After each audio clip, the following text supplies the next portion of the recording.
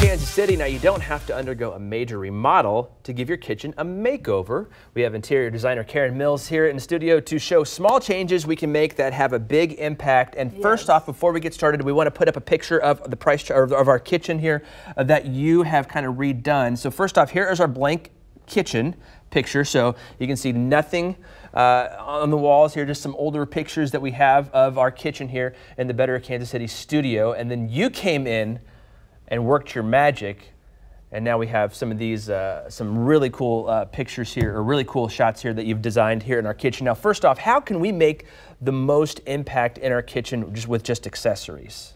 Using a color, picking one color, Bill, and threading it throughout the kitchen. Adding that pop of color makes a huge difference. So what we did here is we took some of your existing accessories and we just moved them around and added some pops of color. Okay, so of course the beautiful pink bundt cakes add a little pop of color, and the blue placemats. We added this vase. I love the vase and the flowers. A few of your flowers in the vase. Those are our flowers? Yes, I love to reuse when I can. I didn't even know this. Added this wonderful tapestry up here, because this ties in all the colors of your backsplash. Then we added the plate and the pot.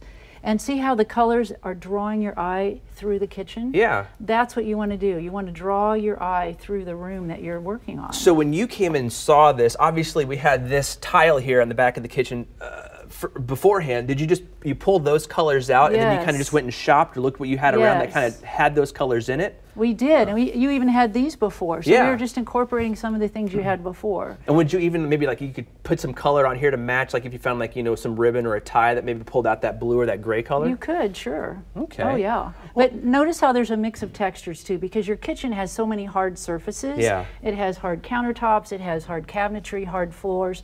So that's what so many people forget, Bill, is that you need to add texture and color. If it's all shiny and hard like this, it's going to be very cold. It's not going to be very inviting, and you're not going to want to come in and have one of these wonderful little pastries. This is the second time you've mentioned the pastries. I'm starting to get hungry now. So, what are some of your favorite accessories for the kitchen that you've used here recently? Maybe not just in our kitchen, but just in other kitchens that you've designed as well. I love to use artwork, especially textural artwork. Like more like this here, or do you do actually more like paintings, or artwork on a stand. Like that? So, for example, this piece that you can see is on a stand. So you could put a platter on a stand, put a vase in front of it with a flower, right? Or you could do a piece of textural art. Anything that's standing vertically, you're going to see it better. Now, of course, this is great on the island because you're looking down, and we picked a piece that coordinates with the colors of the kitchen. But adding vertical elements is a huge deal. Now, staying on the color topic, now you talked about tying in the colors that were already here. How can we also use maybe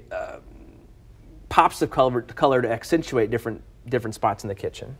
Well, what I like to do is accentuate the stove hood if you have one. Okay. Okay, and so a lot of times I will run the backsplash all the way up from the bottom all the way up to the top. Oh, all the way to the ceiling? And that's now become a big trend. Yeah, I think you were here last time when you were talking about that's the big thing to do, and we're kind of not seeing as many white kitchens anymore, but adding more color to not only the tile and the backsplash, but other parts of it as well. Yeah, so that will focusing on your focal point. So here, since there's no stove hood, I considered this the focal point, and that's why we've really made that pop right there, because that's right behind you on the set. Is there a different focal point to everybody's kitchen, or is there a central focal point that people can share throughout their kitchens, you think? Or does it just depend on the design of it? Well, I would say it could vary, but most people have a stove in a central location if your island's in front. So we started with the bar stools. Yeah. If we can take a look at those. So you want bar stools that contrast, so that's what we did. We have contrasting bar stools that gives you that pop of color right off the bat. Now they could have color in them, but we had to use something that was available here locally, right?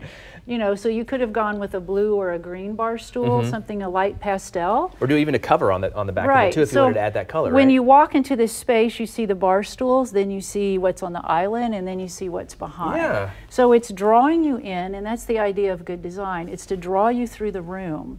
So you're taken by color, so one color will draw you around the room. I'm always so fascinated to talk to you, Karen, because you just see things way different than I do. And kitchen design, obviously my design is not very good at all. So I really appreciate you being here, and it gives me good ideas to try to find at my home and in my kitchen. So thank you very much for the guidance. You're welcome. All right.